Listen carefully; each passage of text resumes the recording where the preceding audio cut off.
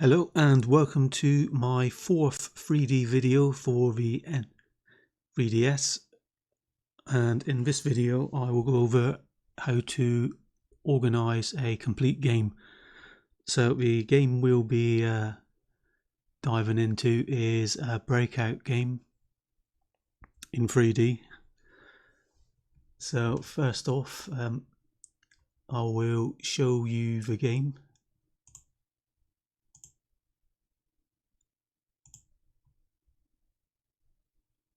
So the game does actually have music and sound. Unfortunately, this emulator doesn't actually emulate those for the 3DS.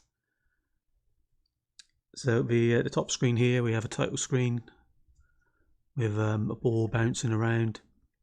Press start to play, and then on the bottom screen here, I've just put in what the controls are. So we'll press start to play the game here, and then you can see we have a kind of third-person perspective behind the bat and ball, where we're kind of looking down the play field here. So there's 3 levels for you to play about with. This is just to give you a feel for level progression throughout the game, and then there's also an ending state as well. So for all intensive purposes, this is a full game. So each of the phases of the gameplay has been broken down into steps, which I will cover here. I'll just show you the various stages here. So I'll let the player die.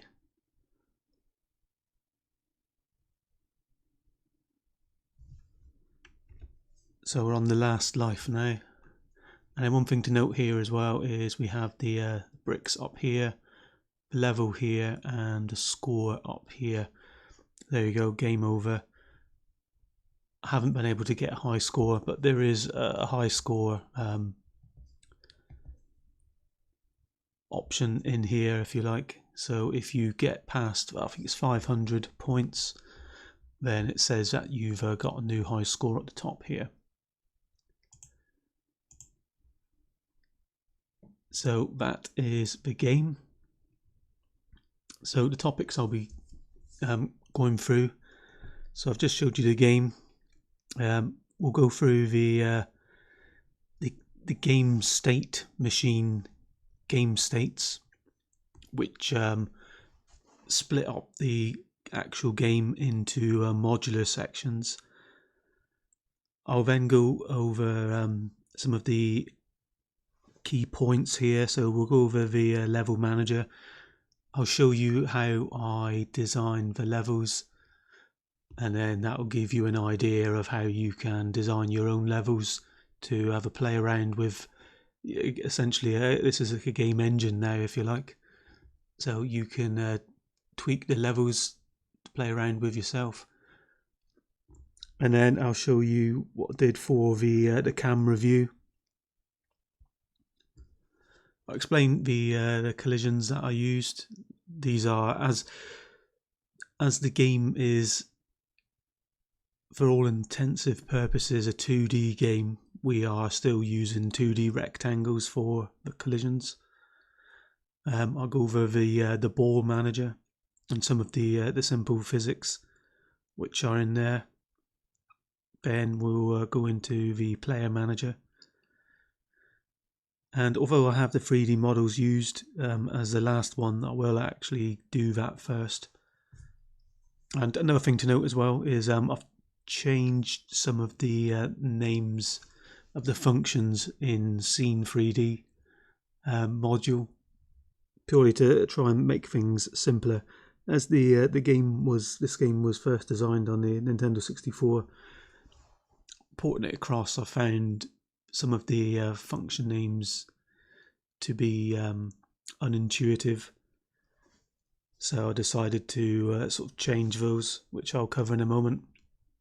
Unfortunately, you weren't able to hear any sound, So one thing to also note is this requires the C-Wave library to be built with.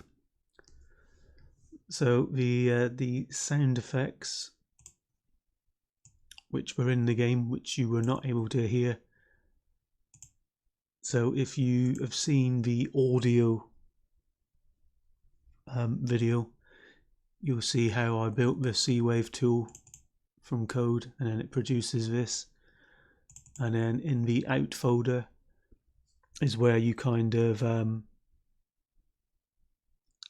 have the C-Wave tool there. So on Windows that will obviously be an exe file, and then you pretty much just navigate to this folder, open it up in the console window, and then you basically convert each of these sounds. So I'll play some of these in Audacity so you can hear what they actually are. So we have a wall hit sound there. And then there's two sound effects for the Shy Guys dying, which I included.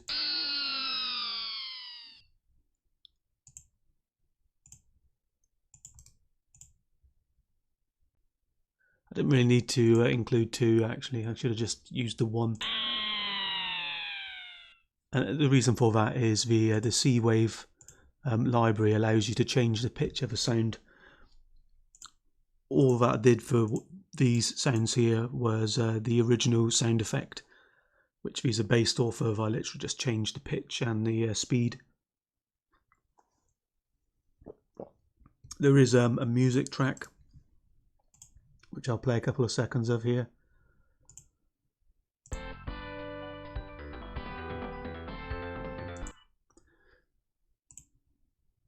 From one of the Sonic games, which has been slightly tweaked.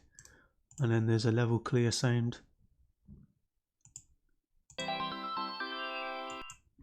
Also from a Sonic game.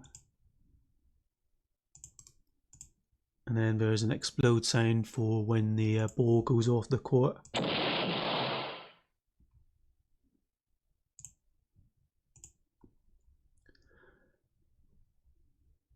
I'll have a folder with these sound assets in for you to use. So that's the sound there. Let's go and have a look at the 3D models.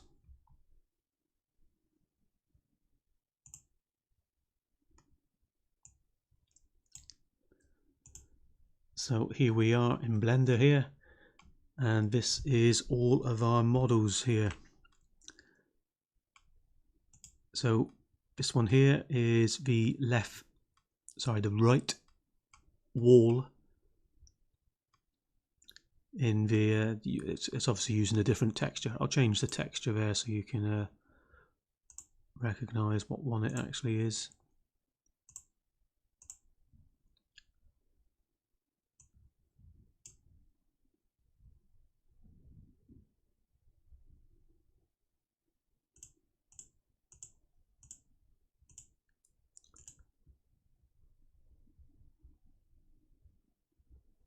Okay, no, no, I won't then.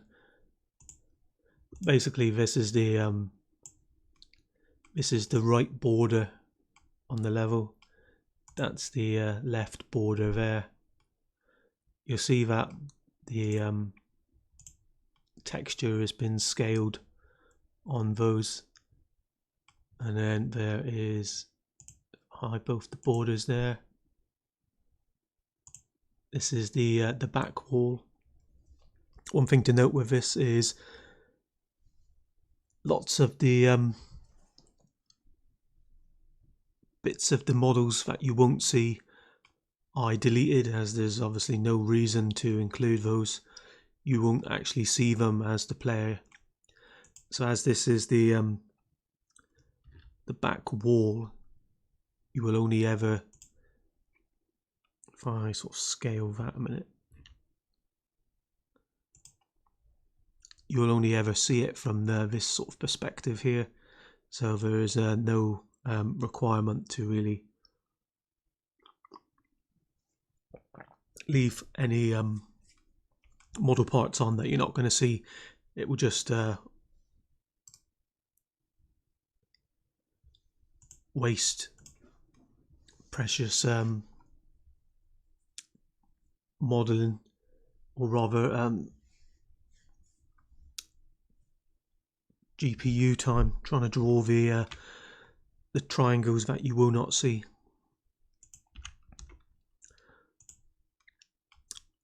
And we have our shy guy here. Again, there is no back or bottom. All we are seeing is from the front here. And then you'll notice as well with the model there, the orientation is at the very front center there, which is important. We need to get rid of that as well. So when you export all of these, always make sure I'll hide everything so you can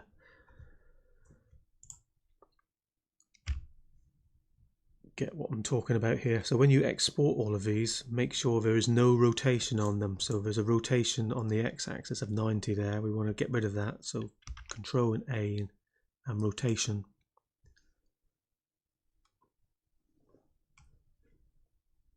So now our model here is perfect for exporting. You see here that the orientation is at the front bottom. All of the models I've made sure that the orientation is at the bottom, and that just makes them easy to position, as you know that they will be kind of above the floor. So now as he has the orientation at the very front center, it means that we can rotate him on the x-axis, nope, sorry, z-axis. It will, sorry, it's because it's in Blender. The z and the y-axis is reversed, or swapped rather. So you can see here, by having the orientation in the center there, we can have them appear to be sort of moving about by just altering the roll angle, which is what we are actually doing in the game. And then we have our floor model here, which is a plane with the UVs scaled here to give us our floor. So if I put everything into position here, so as you see, this is the back here, so that would be behind that.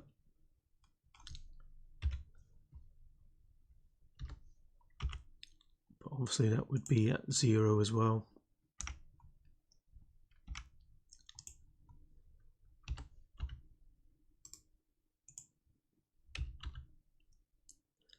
So there you go, there's the back behind the floor there. And then we have the left and right walls here. That's the right wall.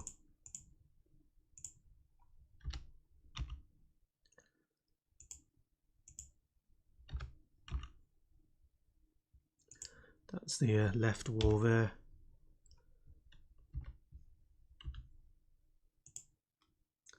And then that kind of forms our play field there.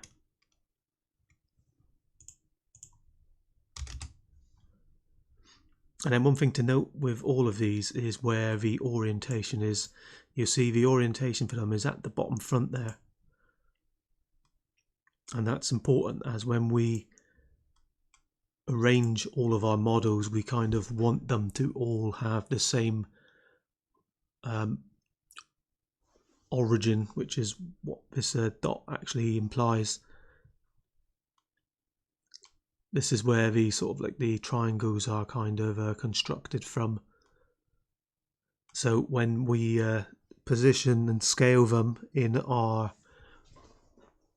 world, we know where they will actually expand from. By putting the orientation at the bottom left there, it means when we scale them on the x-axis, they should grow to the right and also expand upwards out of that origin there.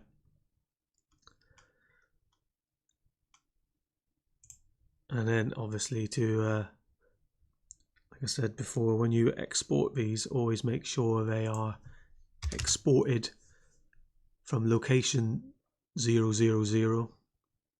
Make sure there's no rotation on them, and the scale is set to 1 for all of them.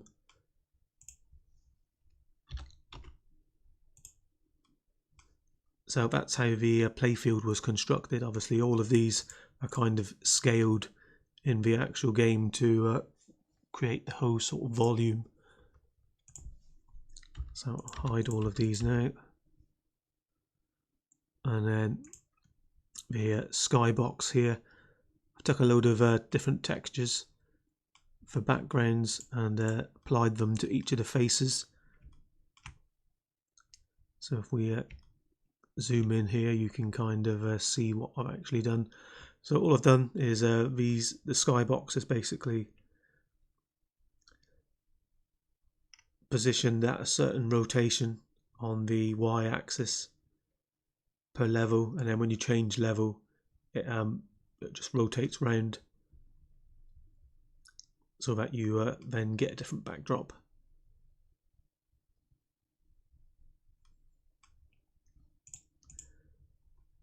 And this has got a rotation on it as well, so we'll get rid of that. And then one thing to note with this as well is the normals are pointing inward. So what that means, if we show the face orientation, red means that the normals are pointing in the opposite direction. So what you want is for the faces to be blue.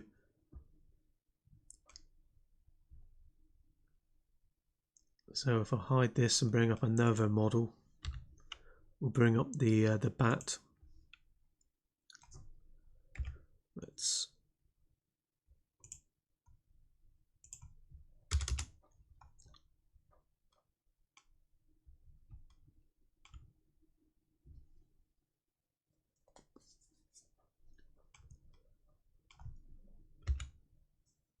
there we go. It's got the correct orientation there. So you'll see that the bat also is located at the bottom left there as well. I don't know why it's got a rotation on all of these.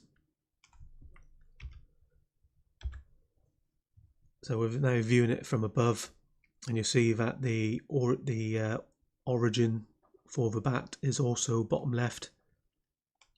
Again, this is also, so if you think of the game from above, then you can literally, the bounding rectangle will kind of be like it would be in 2D. So you can sort of move this around here, and the orientation is always relative to the bottom left there. So the positive x-axis is going this way, and then the y-axis, or rather in the actual 3D world, the y-axis is obviously the z-axis.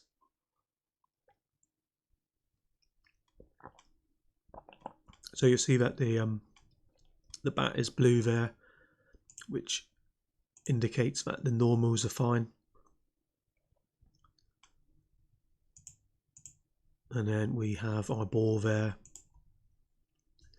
which is currently using the explode texture.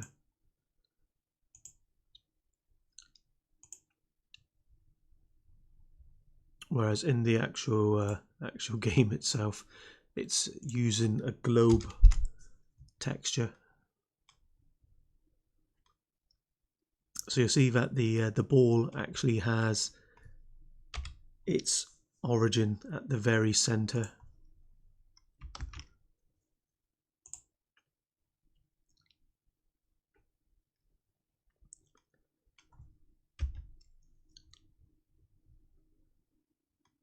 It's not looking right now for some reason. The origin isn't looking right.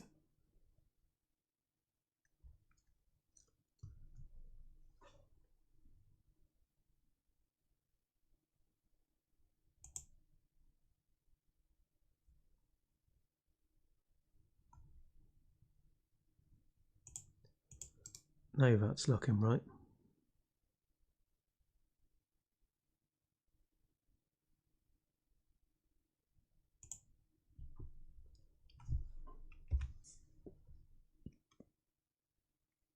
No, that's looking right. I'm sure that the model I've actually exported has the origin correctly, but just in case it hasn't, let's export this now.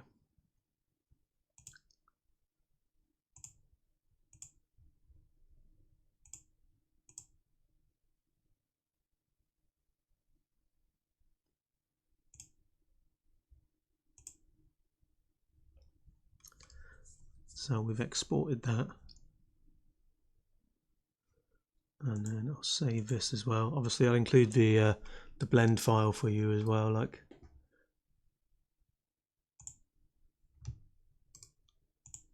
so let's quickly rebuild that model a moment.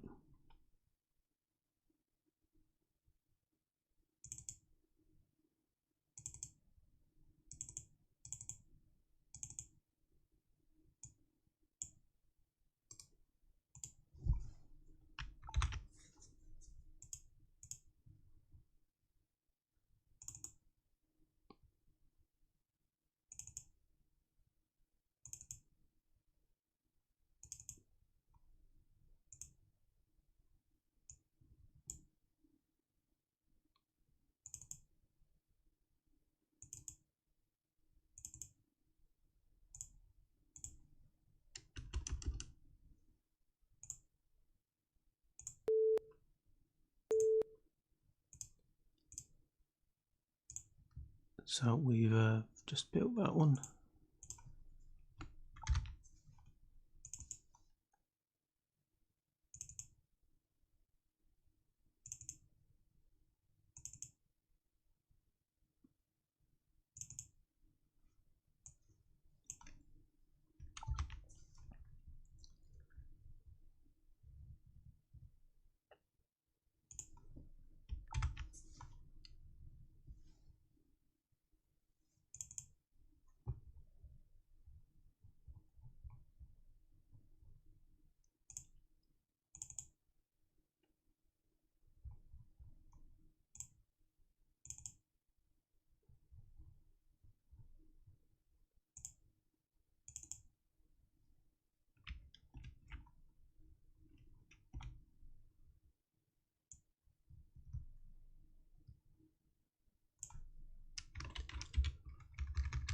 Put this in quickly, and then we'll go over the game states after that.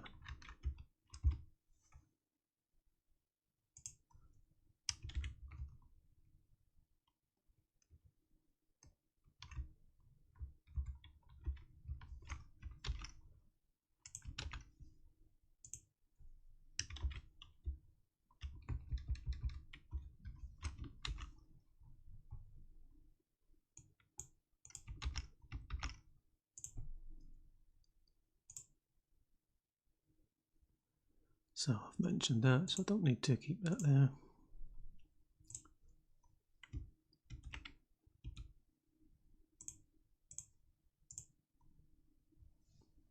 I'll also jump into the textures used in a moment as well, quickly show you those.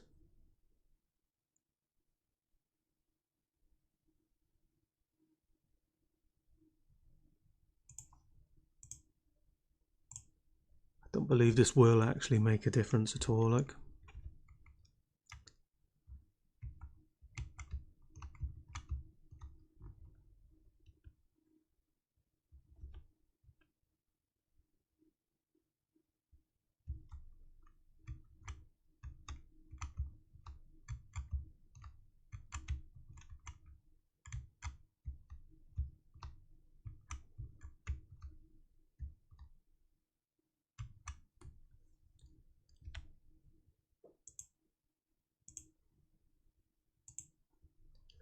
Okay, so I didn't really notice any difference there. I think it's just the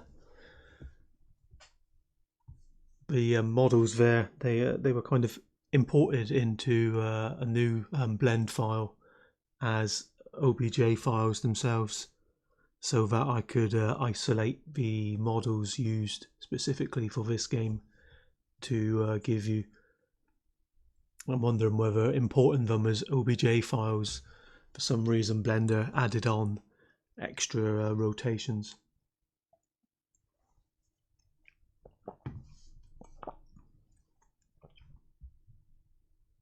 So we'll quickly go over the graphics here.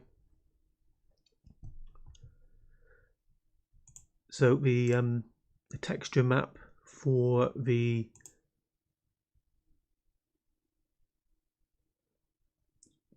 sky cube, as you can see here, each of the faces corresponds to one of these images. So first off, what I did was I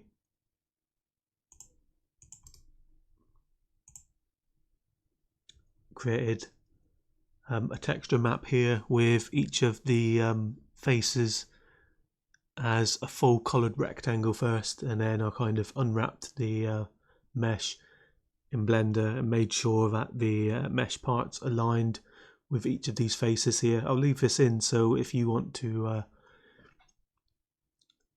use your own graphics for the sky cube, then these all you need to do is paste an image over each of these coloured sections here, so that it resembles these images here. The black is the bottom.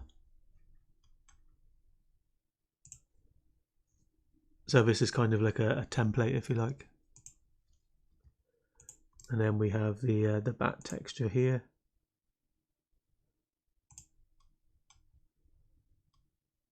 Which is just a wooden texture I've found. And then this, I'll leave this one in here. This is what I was using for like debugging things. Sometimes you might need to kind of have like a wireframe view, which is where this texture comes in handy here, because you can by putting each of the sides as a separate color here, this allows you to see the orientation of a cube when this is the texture used. It will give you like a wireframe, and then the corners will indicate the correct like direction the cube is facing. And then we have our 3 Shy Guy textures here. This is the explode texture map. And kind of delete this here. This was from the previous example. And then this is the image sheet for the 2D tiles. We have our title graphic here. These are like icons used for the heads up display to show our lives, and our the bricks, which are the Shy Guys, the ball and title screen, and then we have an 8x8 font here and an 8x16 font here. And then over here we have the in-game labels.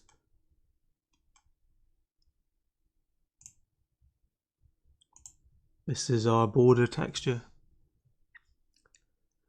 And then these are obviously the files for the 3ds graphics tool to convert.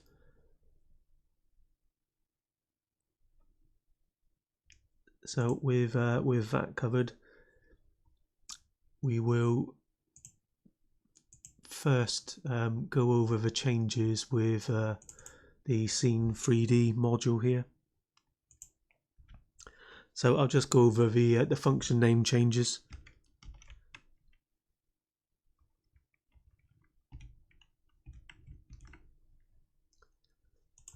So what I will do is I will side by side, so we have the current header file here, and then I will bring up the header file from the previous tutorial.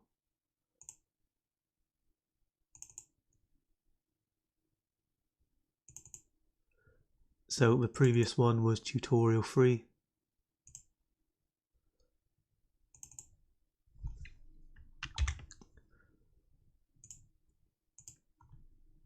So let's see what has changed. So what's changed is some of the function names here.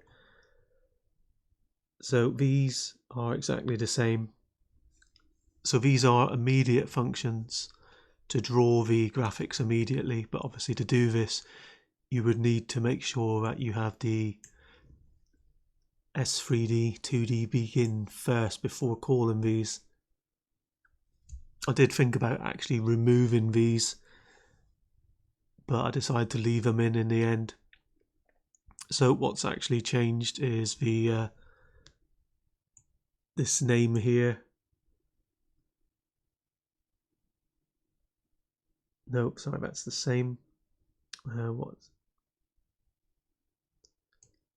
Yeah, I think I changed this here. So draw batch 2D is now draw 2D tiles, so that you don't mix up the drawing of the 3D sprites with the drawing of the 2D tiles. And then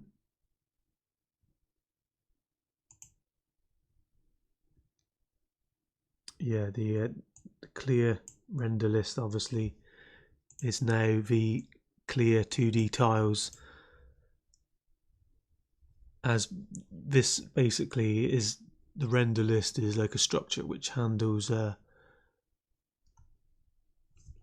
grouping all of these tiles together in a list. So it makes, I think it makes sense to just call everything 2D tiles, and then we have a tile put there, which is the same there. And I think that sort of that clears things up a bit more, I think. And then there's also some indicators here to see what state the scene 3D is in, whether it's in 2D mode or 3D mode, because you obviously you need to call 3D begin before you draw any of the models or the 3D sprites. But then to draw any of the tiles, or rather to draw the tiles in immediate mode here, these immediate ones, you must call scene 2D begin first, whereas the function to draw the 2D tiles automatically calls the S2D begin first before working through the list of tiles to draw. This was covered in the previous one of the previous videos, so this is just to let you know of the function name changes there. I won't be covering anything else in here because obviously it's been done in another video, and I want to try and keep these videos as brief and to the point as possible. So that's the scene 3D there. So let's go over the additional game states. So these are the main states.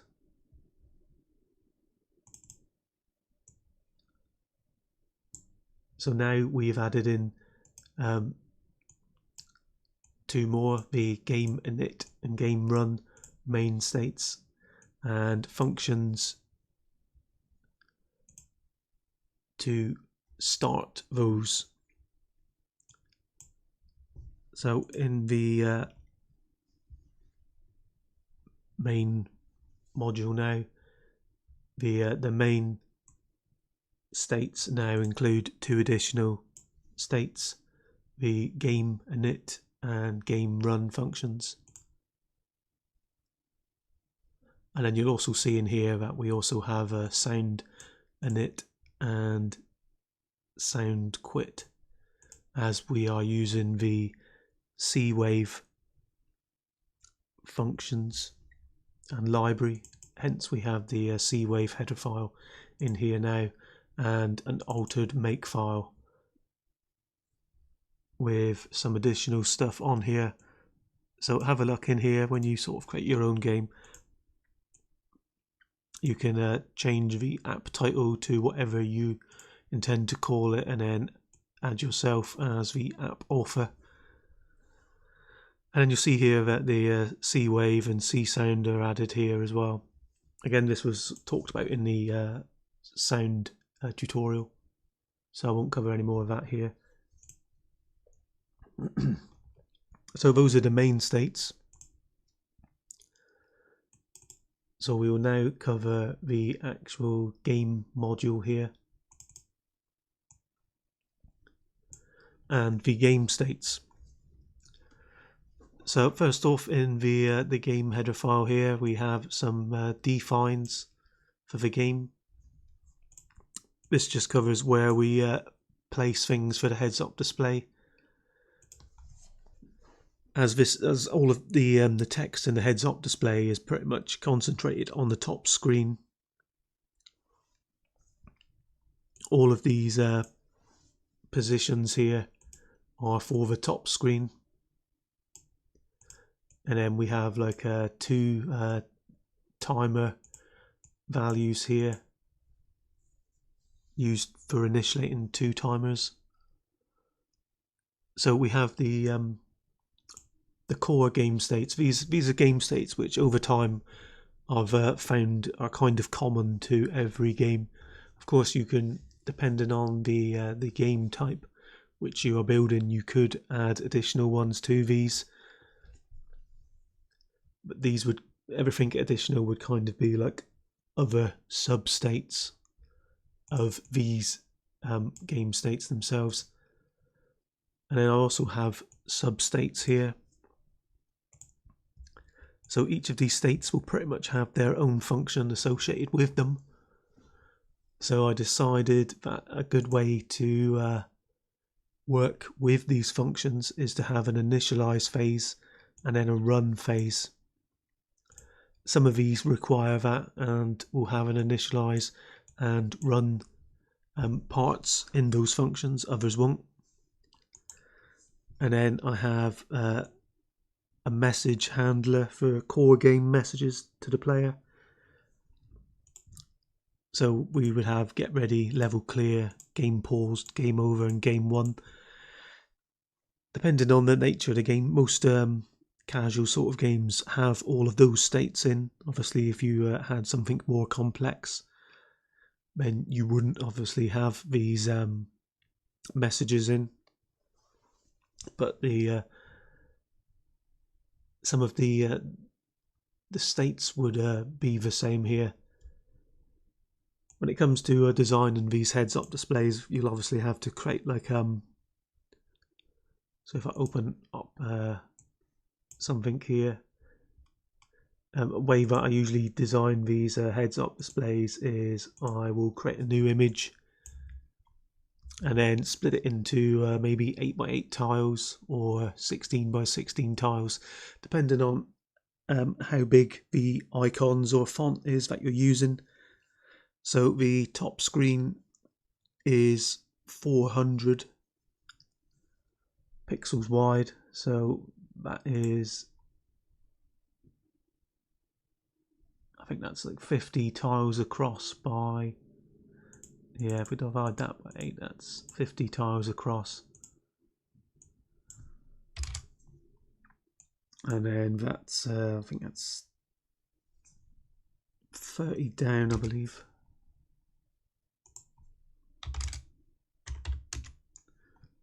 Yeah, that's right. So all you do is you create a pixel grid here, and then you just kind of think to yourself, okay, I'll leave maybe a border of 8x8 tiles around the screen, and then just plot things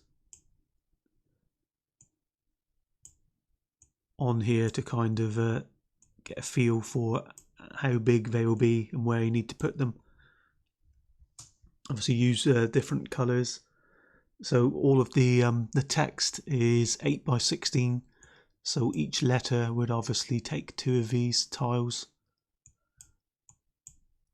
and then this could be each of these colours could indicate a different letter to give you an idea of the word. So for example, score here, so that would be SCORE, and you'd leave a space, and then you would decide how many digits you wish to display for the score.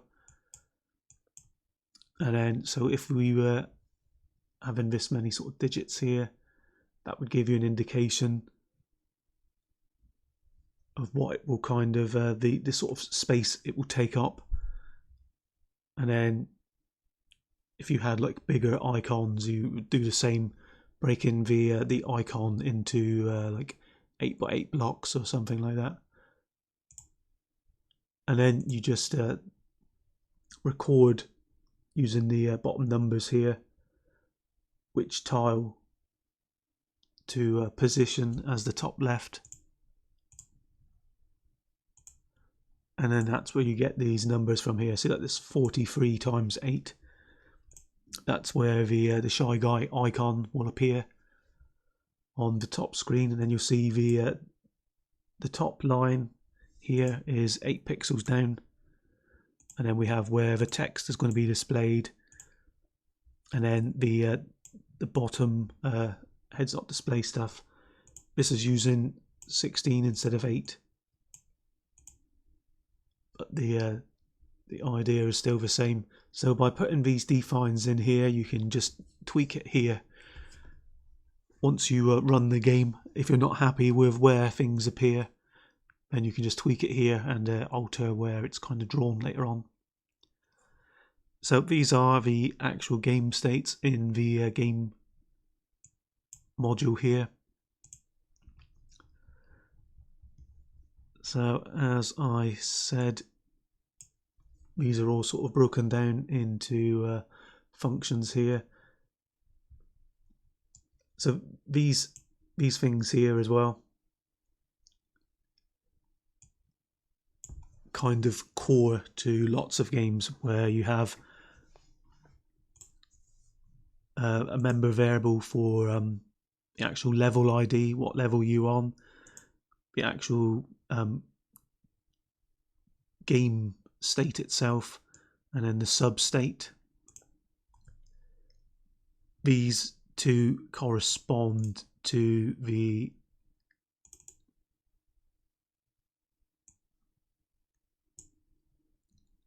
game states here, and then this sub state of these game states using a simple state machine. So if we come down the bottom here, these are the two functions which are implemented from the main header file here. As we use extern, these obviously indicate that they are defined in another module externally. So we have the game initialize here. This just basically sets up everything at the start of a new game, if you like. So here we set the level to 0, the lives to 3, score to 0, and then this here just implements the skybox, which I talked through in detail in the previous tutorial. And then the game run here has its own core state handler here, just like main. So here the game state can only be one of these. So we have new level, reset level, get ready, play, the player dying, so on and so forth. So there's a function associated with each of these. So by doing this, it keeps things nice and simple and modular. So if you wanted to add another state to the that the game could be in, then just add a new enumeration to this, and then add an additional function in here. So the core, each time we start off here with drawing the 2D background for the bottom screen. We go into 3D mode, then draw the skybox, and then execute one of these states. And then after that, depending on the game state, depends on what message we draw to the bottom screen. And then this here draws the 2D tiles from the top screen. So all what remains here is for us to quickly look at some of these states here. So lots of these states in here are states which have a message associated with them. So if we look at get ready first, so you also need to think of what order these states will move in. So usually what happens is when you start a new game, you obviously need a new level. And then after you've set the new level state then says, okay, change to get ready. Get ready then gives you a message telling you that you're about to play. You can either skip that straight off to hurry playing, or wait for that to time out. And then after that, it will then go to the play state. And then the play state has a few options from it. You can either die, level up, or win the game, or you could cause the pause state to occur. Again, these states kind of switch from one to another. So we will, in fact, we'll start off in new level actually. So here we are in the new level state. You'll see that there is no initialize here because there is no sort of, I don't feel need to actually have any of that in here. However, this is needed for any game state that has a message that needs to be displayed associated with it. The new level doesn't have that with it.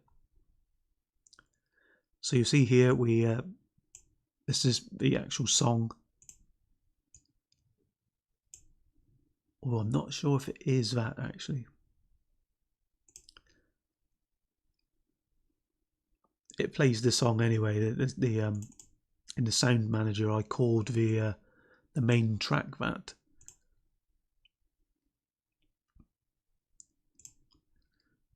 So we basically new game. So we start the music off, and then depending on the level, we rotate the skybox by 90 degrees on the y-axis to change the backdrop, and then clear the scene 2D blit list for drawing the 2D tiles on the bottom screen, and then we kind of do exactly the same for the 3D tiles on the top screen. There is another function in here called reset camera, which is here, and all this does is through trial and error I kind of got the sweet spot for the position where the camera should start behind the bat. And then I also defined in the LevelManager code here, there is a maximum distance and a minimum distance for the camera to travel, which I'll cover in a bit. So at the start here, this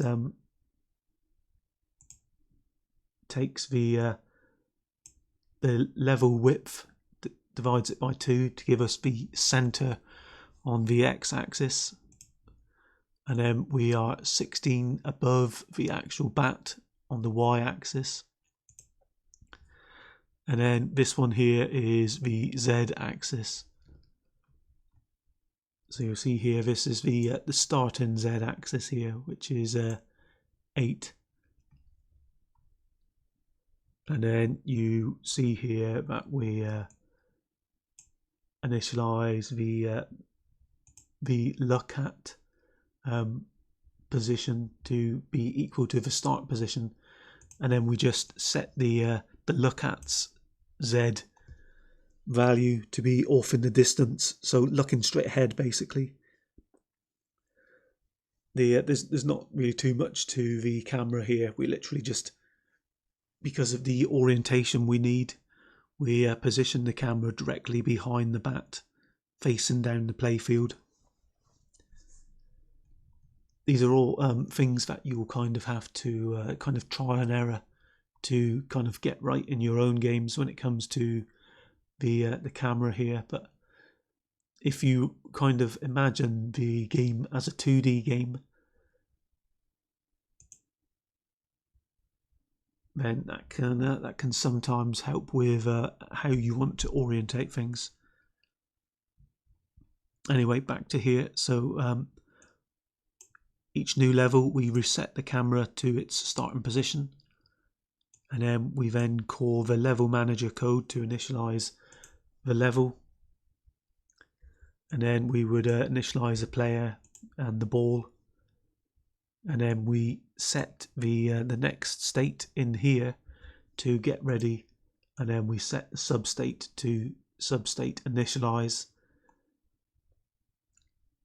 and then we call the LevelManager to update, and then we draw everything at the start here. But notice that we don't update anything with regards to the actors, so the ball or the player. Obviously you don't want to update them, as in allow them to move at the start of a level, which is why there is no update for the ball or the player. The initialization code should position them at the start of the level. So let's jump to the get ready.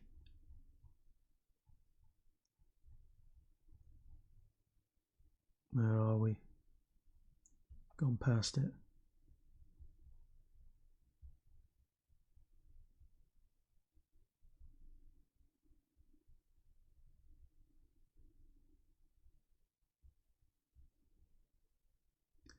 Okay, here we go. So this is kind of how most of these states, other than the gameplay, kind of are coded.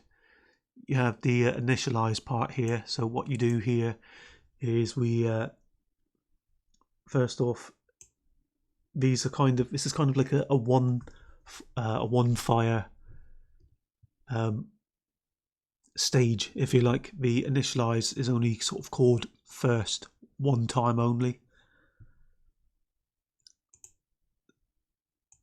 So we basically increment the state to change it to the state running here,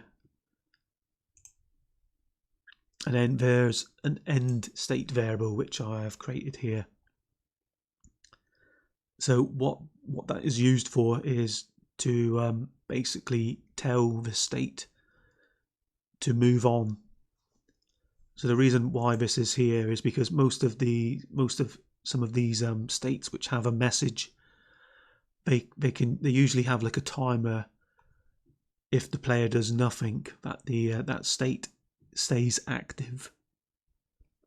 However, if the player presses a button on the joypad, then we can skip that state. So this just enables this is just a boolean to say whether to end this state or not. Sometimes these states will require you to clean some stuff up before moving on. So what this also does is we initialize a message manager in here with the various messages here, and then we clear the input from the joypad, as we don't want any previous button presses to interfere with skipping. And then we also clear any 2D tiles, as the get ready state can obviously happen over and over again, depending on whether you get a new level that will then require a get ready, or a reset level after the player's died, which would also require a get ready. So any tiles which were previously drawn, which might not have been emptied from the list, we clear the list first, and then the substate running code has these specific options in here: the timeout, or the press a button to skip. And then in here we will render the ball, the player's bat, and then the level manager renders the shy guy tiles, the floor, and the borders. So you need to ensure that you do that as well. It's also safe to call LevelManager update, as that will just rotate the shy guys from left to right.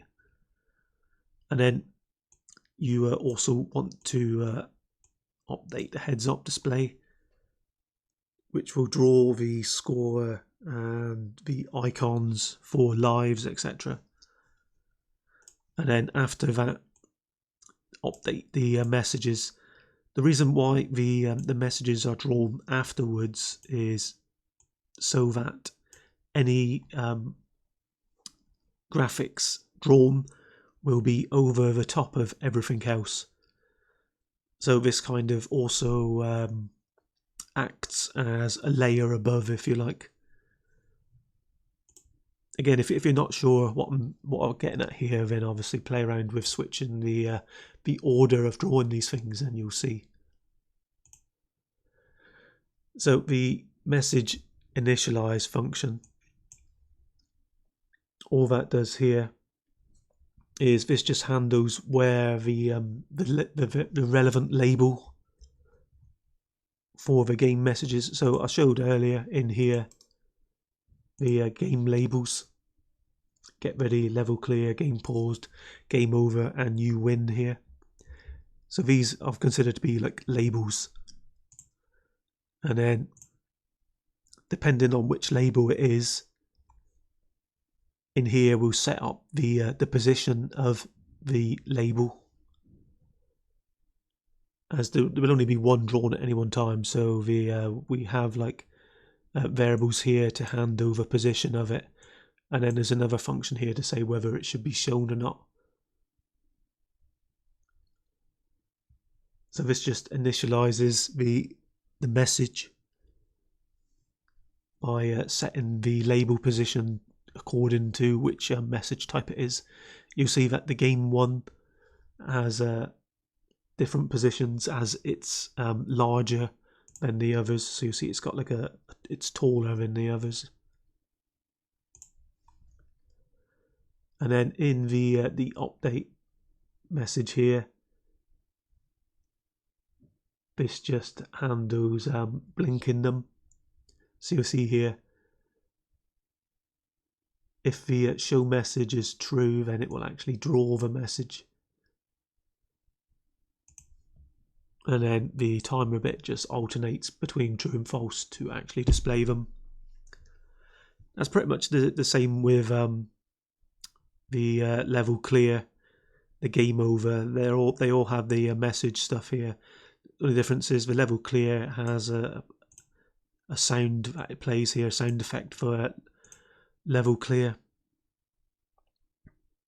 And then there's also on the end state here is where we switch the level number, and then depending on whether we've reached the maximum amount of levels or not, depends what we change the game state to next.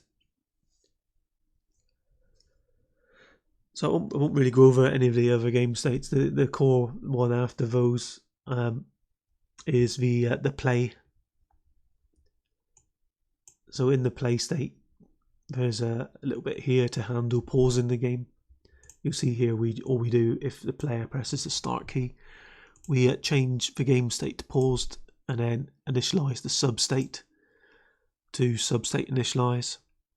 And then here we just handle zooming in and out the camera if the player presses the L or the R keys.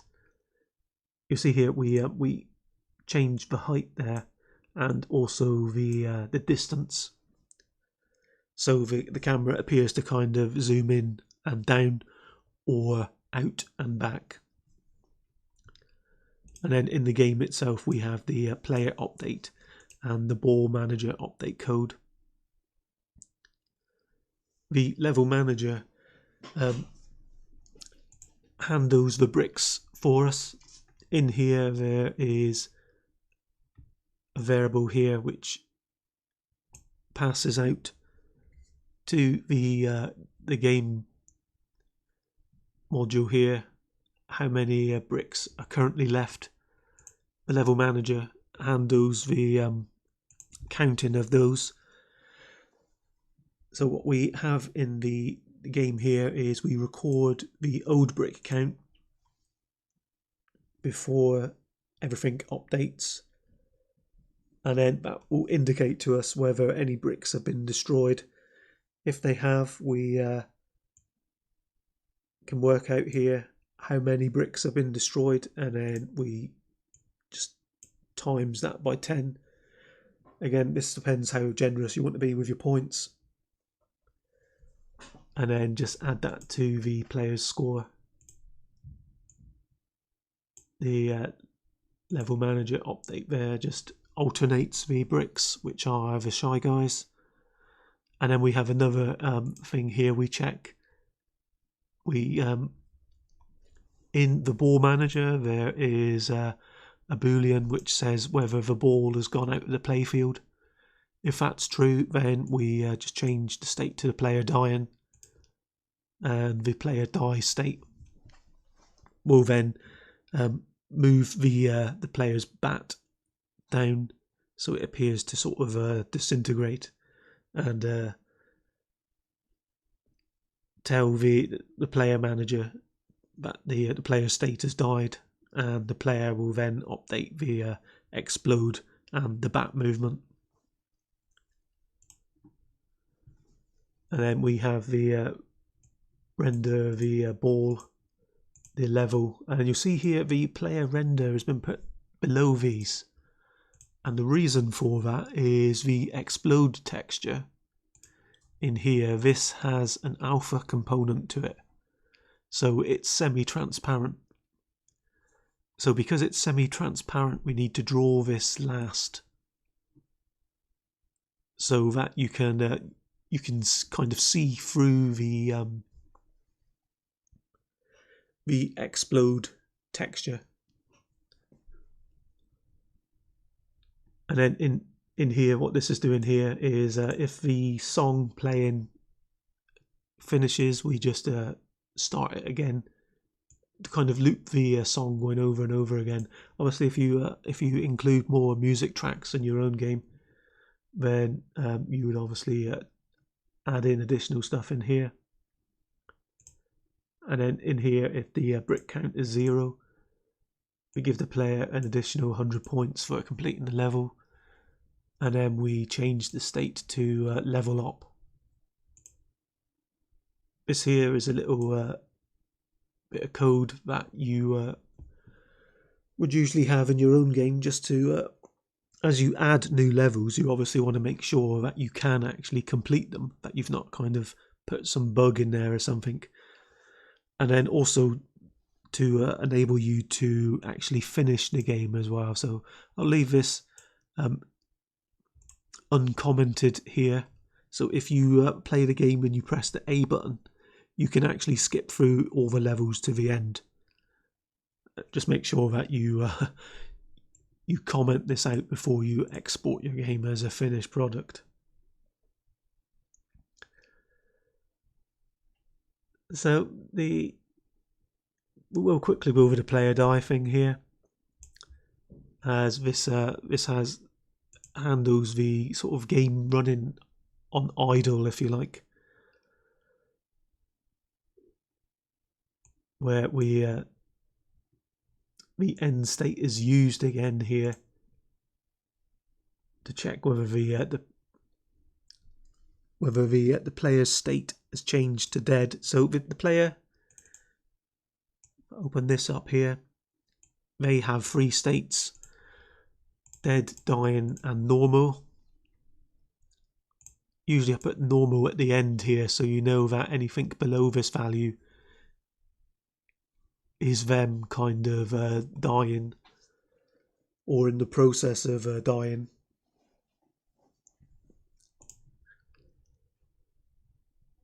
And then this just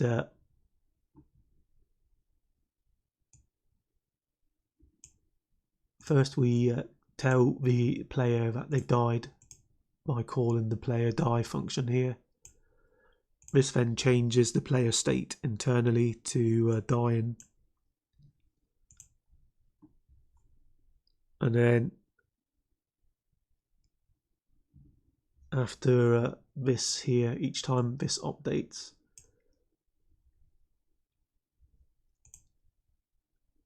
if the player state is dead, which the player code will handle, then we set the end state to true. If the timer ticks down, we'll set the end state to true. Or the player can skip it by pressing the start button, and then the end state will also be true. So there's 3 ways to end this state here. Once it is ended, then we have some options as well. If the lives are smaller than 0, again you could change this to just if the lives equal 0. I usually have it if it's less than 0. Then the game state is game over, otherwise it's reset level. So basically start over again. And then there's the game over bit here, which is kind of the same as the other states which have messages. The only difference is at the end here we alter the main state back to the title screen initialize. And then here we have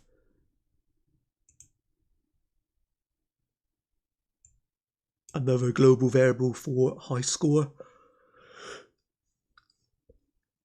So usually at the very start of a new game, I'll set the high score to this value here. However, if the next player who plays the game gets higher than this, then their score becomes the new high score. So that's all that I want to cover in here. Obviously have a look through the code, play around. You can kind of use all of this as like a template to get you started with your own games, which is the whole sort of point to this. So now let's quickly go over the LevelManager stuff here.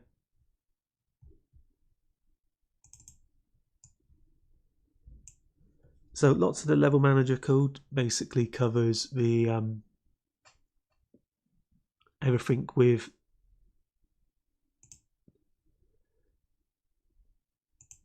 the layout of the level.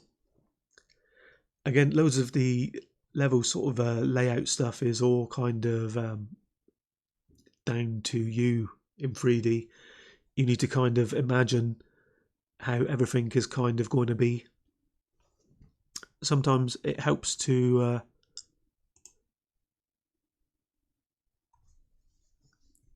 position things in an image first.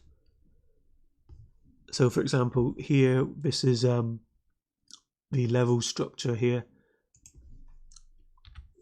So this is level 3. If I open up level 1 a moment, this is how that appears. The top line here is the key.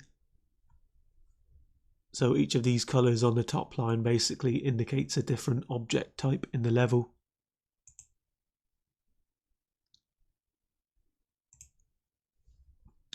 So you can think of each of these pixels as being one tile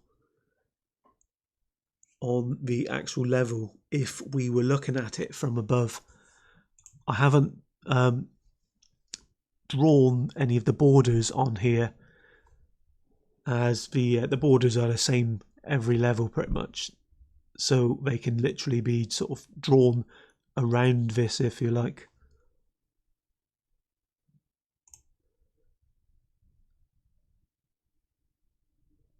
So lots of this was kind of trial and error here. I kind of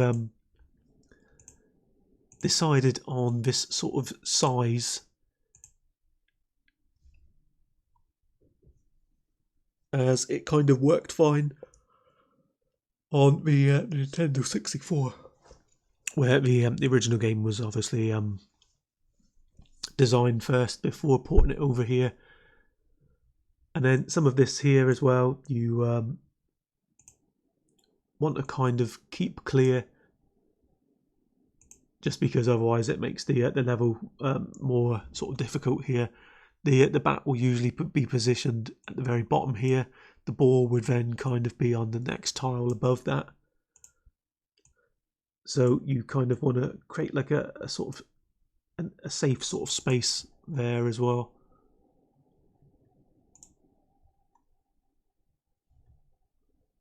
So in here we have the constraints of the size of the level, and then these are the sizes of the level in tiles. So 8 across by 11 down, which is what this is here. You see 8 by 11.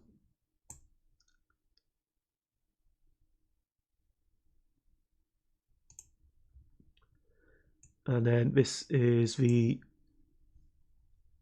map data size. So you basically draw your levels out here, and then you would use the DS2 tile program to convert that level to bytes,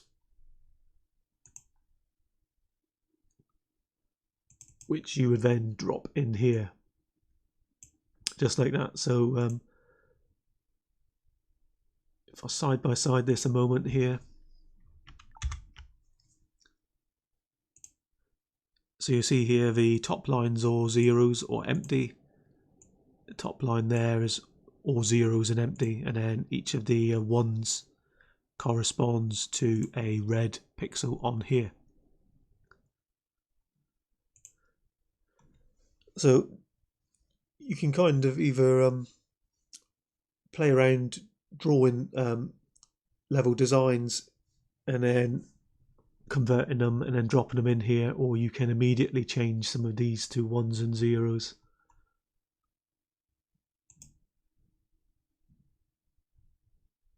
And then the tile sizes themselves, the width and height. So these sizes actually are for thinking of the level as being 2D. So the height is actually the sort of like Z depth, if you like. As we are viewing this here from above, this here is actually the Z axis, and then this is the X axis. So the depth here of each of these is 6, and the width is 8.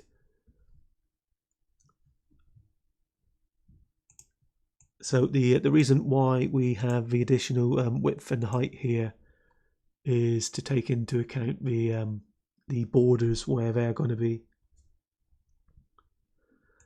So these are just spacings for the bricks, and then this specifies how long the walls need to be either side of the play field. You see here the map height plus the 4 times the tile height, just to give us some extra space for the walls. And then the this one here handles where the bricks will start from.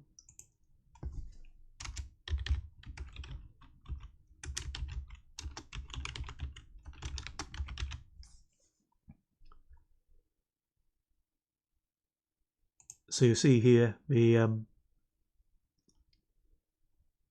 so the way this would be positioned in the world here is this pixel here at the bottom here would be 0, 0. So this dot here would be 0, 0, and then these are actually going up in the Z value here. So this is 0 here, this is 1 here, 2, 3, 4, 5, 6, 7, 8, 9 and 10 here.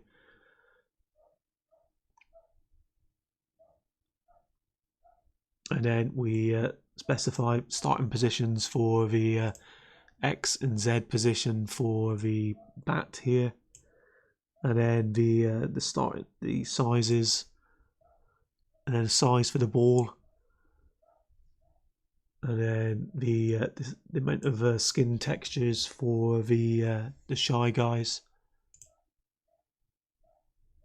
and then the key structures in here. So each brick, which is a shy guy, has their own mesh and texture associated with them, so you could change what mesh they're actually using.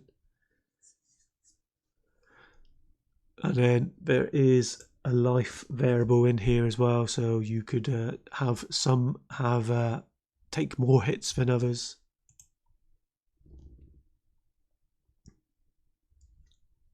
And then there's very few functions in here. So we'll go over the key bits here. So when we initialize a level,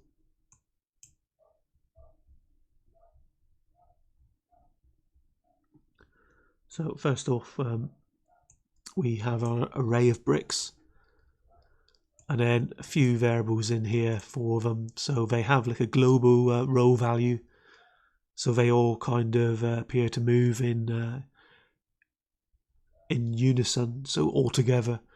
And then there's a value to say whether they should actually row right or row to the left. So whenever we initialize a new level, we first off clear all of the bricks, so we set their lives to 0. And then there's another function here which just gives a random pitch sound, which is what these are doing here. So each when you play a sound, it can obviously have a pitch value associated with the change from the starting pitch. So anything less than 1 would be kind of slowing down, going deeper when you play a sound. Anything greater than 1 would be increasing the pitch. So that's what this does here. It just allows for a variation in the pitch of a sound when it plays, to give the appearance of varying sounds. So in the initialize function here, we reset the row values. The sound effects ID is also reset here, and then we have a pointer to the data for the level, and then we have some error checking in here. Make sure you don't try and initialize a level outside of the range of levels that you have. And then the level offset is where to start the data to start from. So in our array here, obviously we want to each time start at the beginning of each level here, so that's what that does there. As you see here, we clear the bricks, we set the brick count to 0, and then we just go over the level here. If we encounter a 1, then we add a brick, and then we also pass in the X and Y position where the tile should be, and then that will then position that here. So this just basically creates a new brick. So we get the real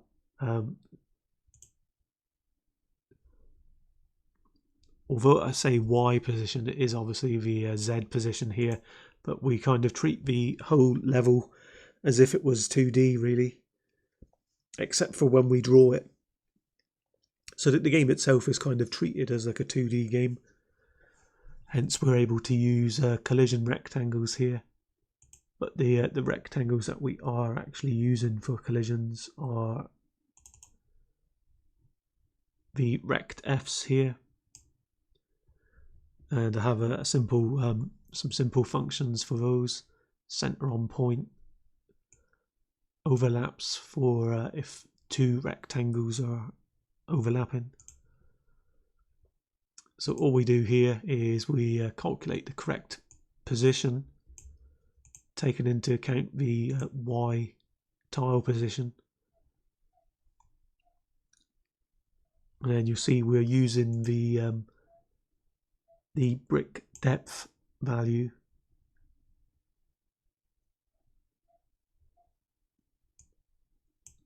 So these values are independent of the actual tile sizes.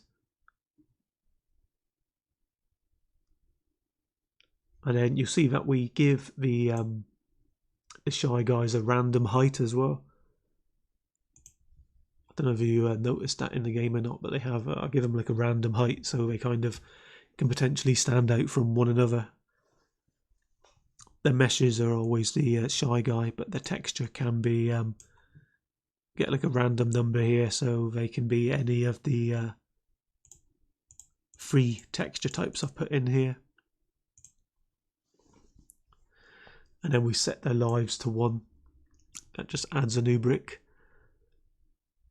The update function just changes their rows, so they row from side to side. And then in all of the draw functions here. So the render function, we draw the floor first, then the borders, and then the bricks. These are all very sort of straightforward here. There's nothing really to sort of nothing really special here. Just to take some of the sizes from the actual level here, which we defined. So you'll see the floor takes in the width and the depth.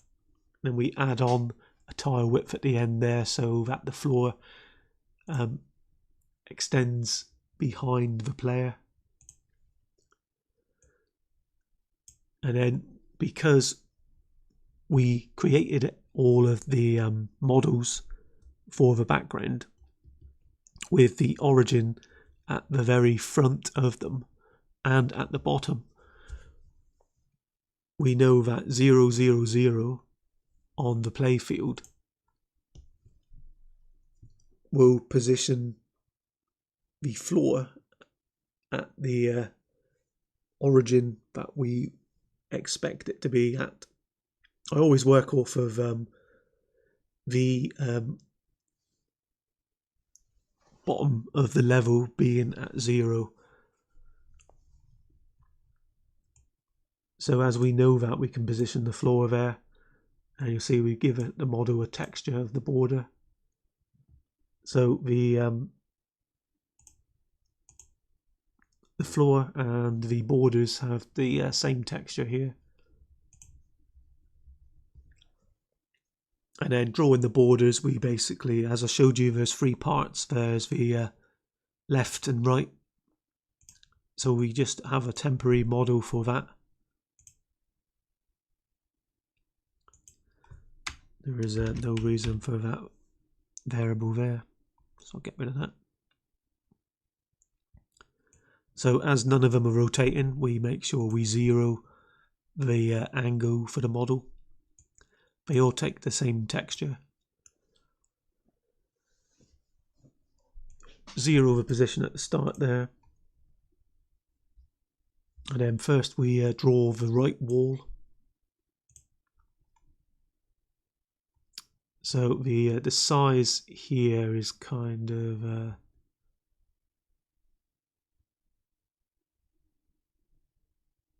should have really defined something for these in here.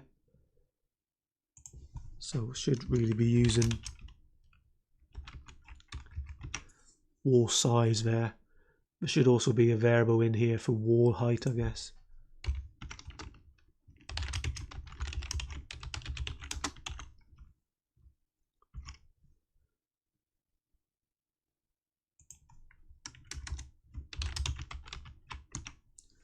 There we go.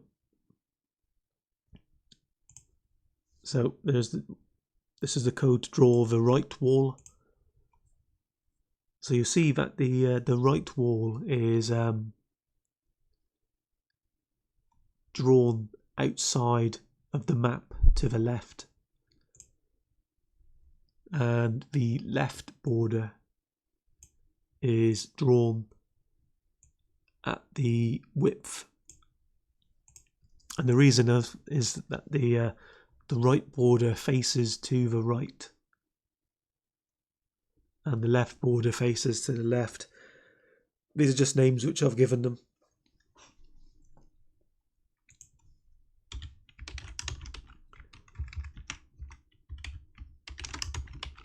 I'll just fill these in here a moment. So this just positions the left and the right borders here outside of the actual playfield. And then one thing to note with all of these is when you're actually drawing these in the real world, you need to negate the z-axis. Normally I try and keep all these values positive, so everything moves away from 0 on a positive axis. But obviously in reality the negative z-axis is actually going away from you on OpenGL and also on the 3DS as well.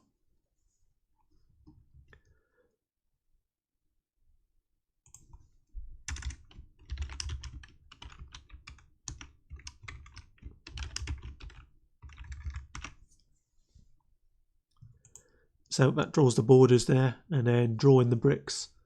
So the bricks here, obviously all of the shy guys.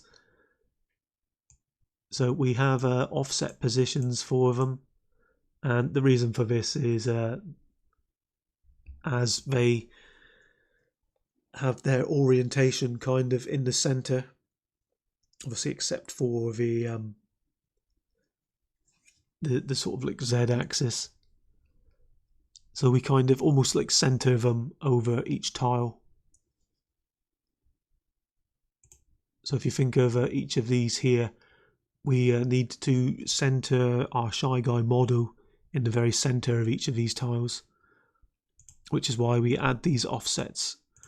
So we add an X offset on the X position, but we subtract that on the Z axis to do the same thing. And also note that it's negative as well. So here we set the bricks scale. So we take the X and the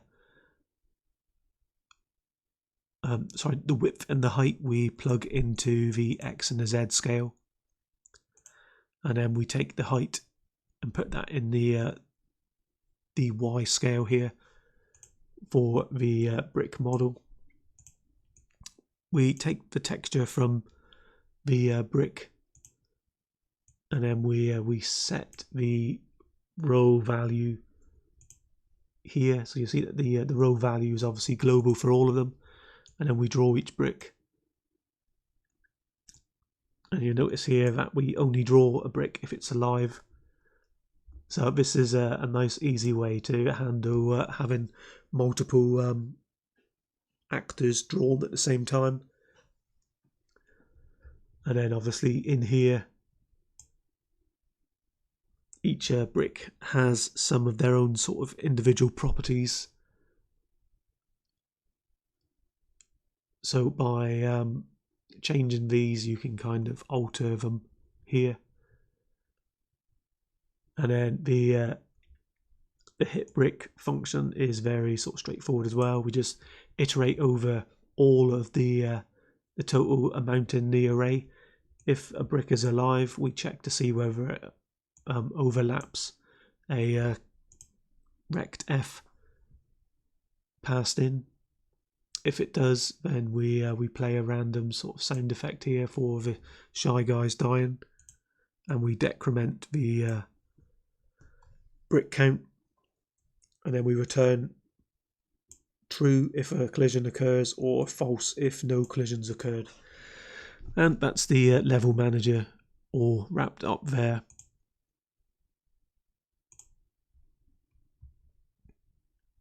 So let's quickly go over the camera.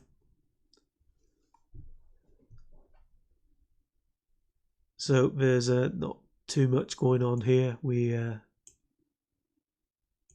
fact, did I change the field of view? I was playing around to try and get the backgrounds drawn right. I think I did. Let's jump in here a minute. In the title screen here, I think I changed the field. Yeah, I did. I changed the field of view for the camera here, and that was to get the background sky box to appear as if it was like an image being drawn. Kind of like by altering the field of view, I was able to kind of like zoom in almost on one of the faces of the cube. So that's what this one's doing here. It's just allowing you to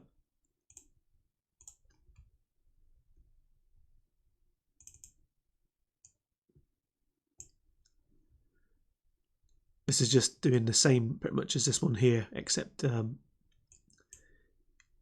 can muck around with changing the field of view here, rather than in the top one here. This relies on the static defined values here. This initialized field of view one here will allow you to kind of play around with the field of view and even the aspect. So that was another thing I did here as well. I changed the aspect value, and the reason for that is each of those images, so each of these background images here are 320 by 240. Zoom in here a minute.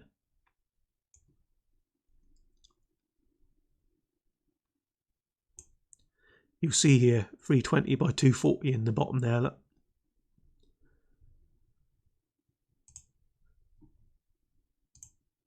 So by changing the aspect of the camera, you kind of end up like zooming in, which is what I did for the title screen here.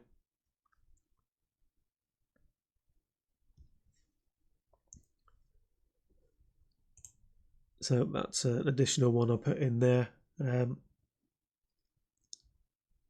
are some third-person camera stuff in here. I'll probably cover that in the next and final video for the 3DS when I cover animation. So all we're kind of doing. These are obviously exposed here,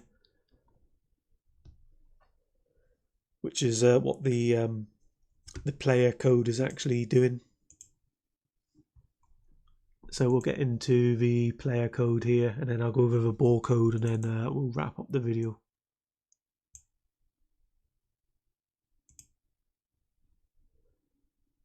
So these are all little bits and pieces I played around with here for the player to get them working right. So you kind of, to get the idea of some sort of carryover physics from the bat striking the ball, you kind of need the bat to be able to kind of accelerate slightly and then decelerate when the player stops moving it. But you kind of need to tweak around with numbers to kind of get the feel right, otherwise you could have it so you tweak the bat slightly and maybe it will just move on forever or whatever.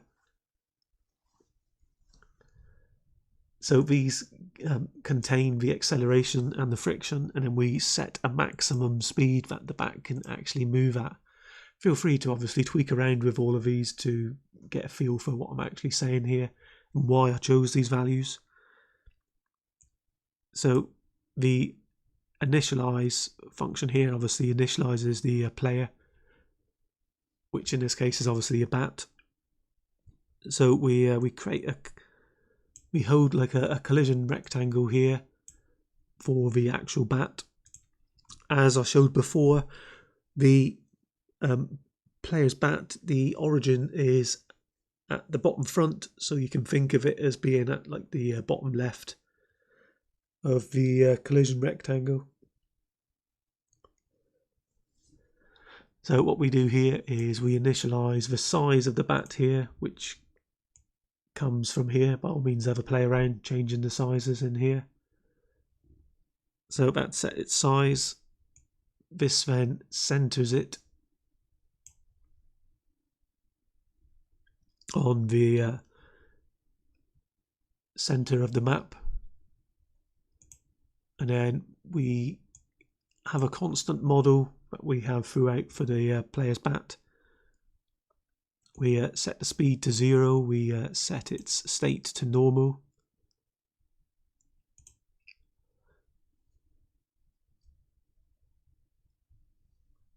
and then each time we update the bat, depending on its state, depends whether we read input from the controller or not. So if the player's state is less than normal, we first check to see if he's in the dying state. Otherwise we return here as if it's not in the dying state and it's not in the normal state, then it's obviously dead. So we don't want to read any input here.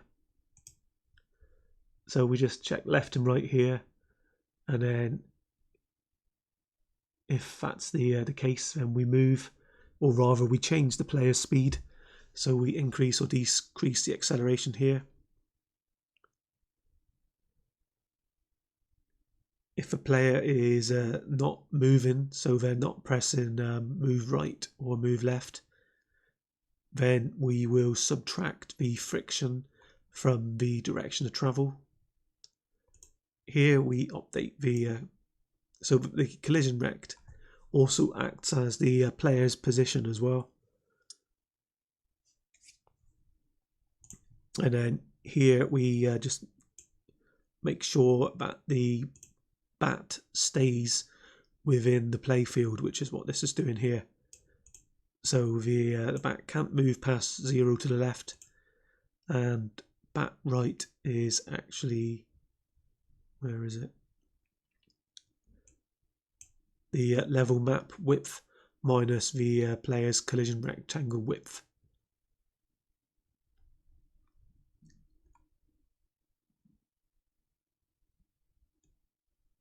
And then you'll see here we basically position the camera position to the player's position plus the player's offset X value here.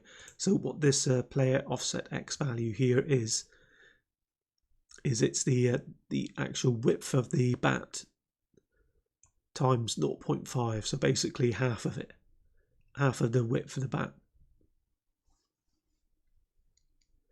So the camera is always positioned in the very center of the bat, and then you'll see here we don't alter any other positions for the camera. We then update the camera here, so this will then change the actual matrix for the camera. And then in the player render function here, we draw the bat here. You see here we flip the z-axis again, and then if the player is dying, we set up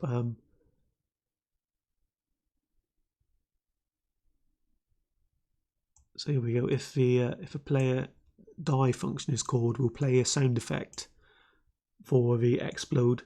We then change the show explode to true, and then we have the starting size for the explosion here, which is these defines here. This is basically how large the explosion will actually grow to before it then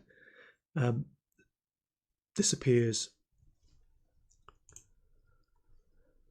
The player dying function here, this basically when this is updated, it will adjust the Y position of the bat to move it out of the screen. If the Y position is greater than minus bat depth times 3, then it will alter the Y position of the bat. Each time this function is called, it will grow the size of the explosion dome. If it's greater than the maximum size here, then it will hide it, and then it obviously won't be drawn. However, once the Y position goes below this here, then the player state changes to dead here. That's how that is handled. And then the render stuff here, if show explosion here, then we use this model in here to do that. We take the player's position first off, but then we obviously want this to be centered, so we take the camera's X position, which should be at the center of the model, which is the bat. And then the player function here just returns for the player hit. It just returns the whether the passed in collision rectangle overlaps with the player's collision rectangle. The only things we're interested in handling here is we would expect these to only be a ball, which is why I've called it ball there. So that's the player code here. So let's go over the ball manager code here.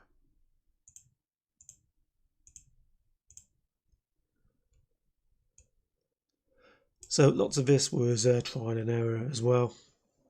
Initially, all of the trial and error for the player and the ball took place on the N64, and then once the code was ported across here, it obviously run way too fast, so I then had to tweak it all again to shrink down the speeds. Again, all of this is because it's all parameterized in here, you should be able to easily tweak stuff to get a feel for what all of these do. So each the ball is put into a structure here. So we have an X and a Z speed, and then one thing I thought was quite nice to add in was rotations. So using the speeds for the X and the Z travel, we can pass those into the rotations in the like the opposite of the speed to give the indication of the ball rolling in that direction. In this example, obviously, I only used one ball, but if you create an array of balls, then the code will easily sort of work with that. So fairly few stuff for the ball here. We have an initialize function here, which just positions the ball again center on the screen. as you'll see here. But then we use this temporary variable here to indicate the position just in front of the bat, which is then used for the Z coordinate here. So we basically set up the collision rectangle for the ball first to be the ball size, which is defined in LevelManager.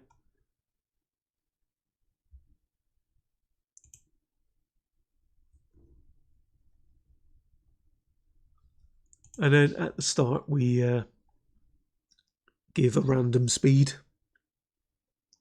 for the ball here, for the X speed anyway.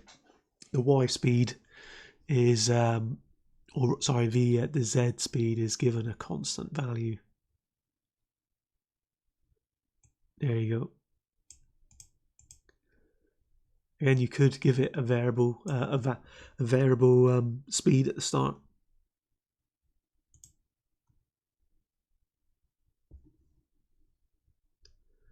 And then the update code. There is a variable for if the ball is outside. If that's true, then this is just to catch that issue here. This shouldn't be called at all. You shouldn't see this. So this is kind of a carryover from when I was debugging the game, but I'll leave it in here anyway. And then there is a timer in here. So what this timer does here is this allows the ball to actually exceed the maximum speed of the ball for a period of time.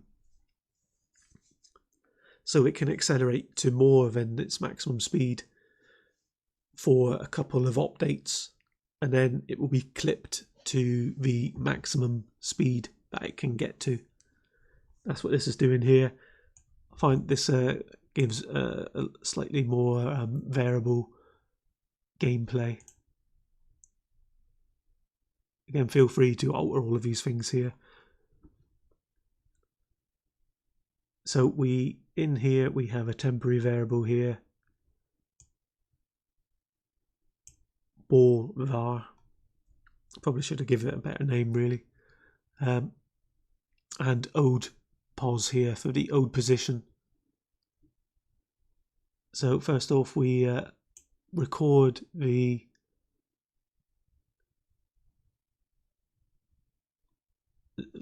basically it's the Z value of the ball. We then add the speed to that. The Z speed should never be 0, which is what this is checking for here. We then check to see whether it's either gone outside. So if the ball is if the ball's Z value is less than 0, then it's gone outside. So we set that to true in return. Otherwise, we handle bouncing the ball here. So what this does here is we first increase or decrease the ball speed.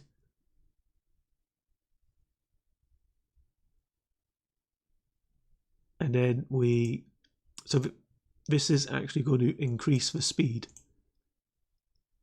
There's probably no reason for this negative value to actually be here, as it's always ever going to be positive here. But anyway, so this will then flip the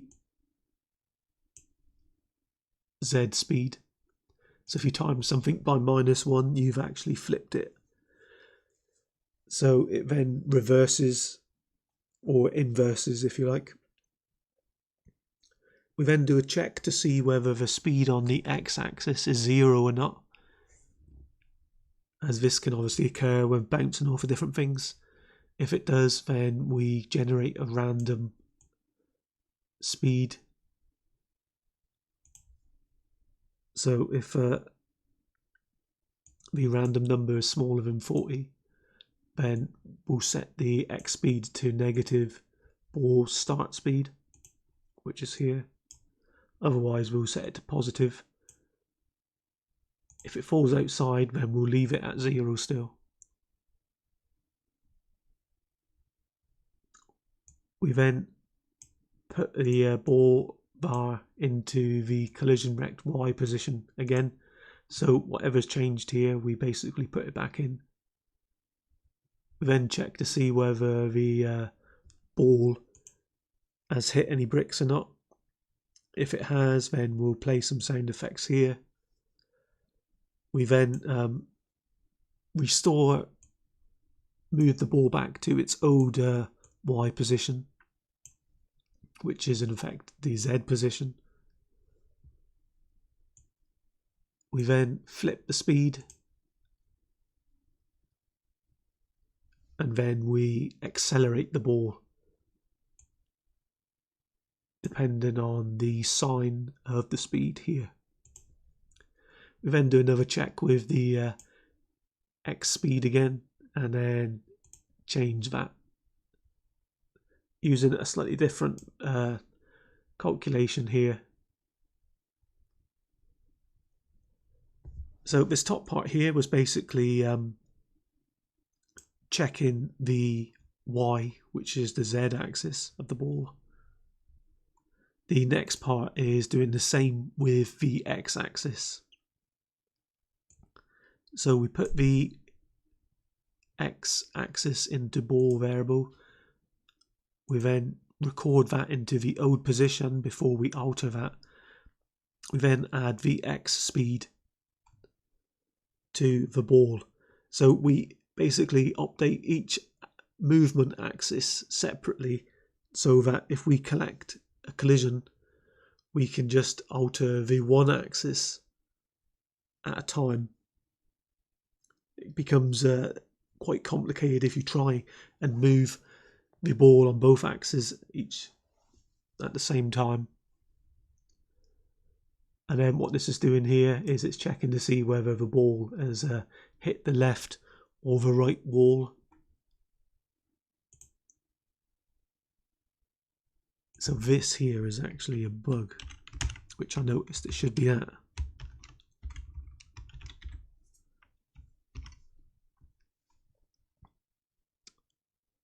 So if, in fact, that should just be that.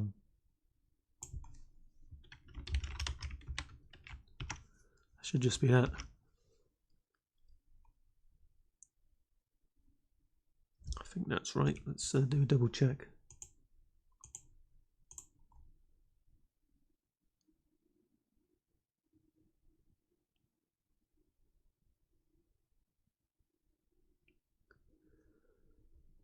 So what this is doing here is it's making sure that the ball hasn't. So that the reason why this is needing to put the whole size is because the actual level width exceeds the actual playfield size. So the playfield size is actually the tile width times the map width in tiles, whereas the playfield size is actually slightly larger.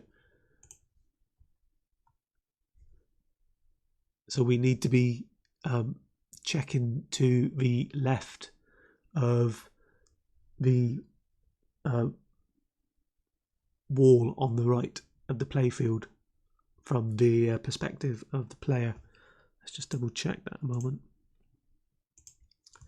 I did notice that before. So what we're looking out for here is where the ball hits the right hand border. Yeah, that looks better. If you noticed before, the ball was kind of semi-merging in that wall. Happy days, I actually fixed something live, or rather while recording anyway, so that's all good. So this basically handles bouncing the ball off of the walls left or right there. We just we don't change the speed, although you could do, but I don't here. I literally just flip it on the whatever sign the speed was. Then we play a sound effect there. Obviously you can't hear that. When you put it on your actual 3DS you will. So if that doesn't happen, then we just plug the ball variable back into the collision rect X variable.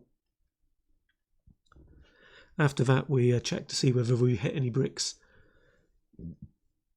You notice in here we don't touch the Z-axis at all. All we do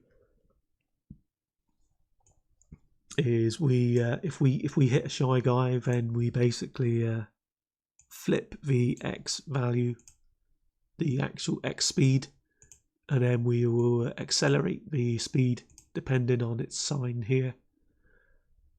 We then check only once whether we hit the player's bat. Now this is where we have some calculations going on in here.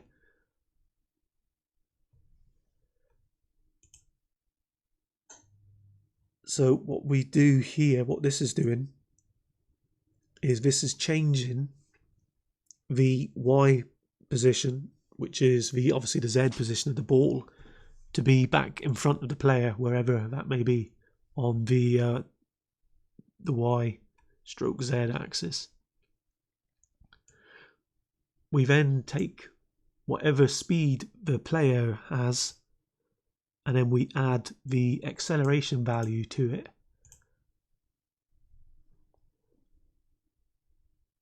On the Z axis, or the Z speed of the ball.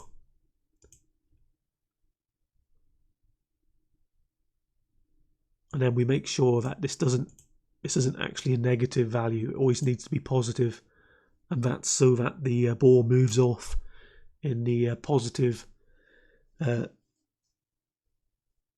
Z value. And then we do the same here to the actual ball speed. We basically just smash in the whatever speed the bat is moving at, we smash that to the ball.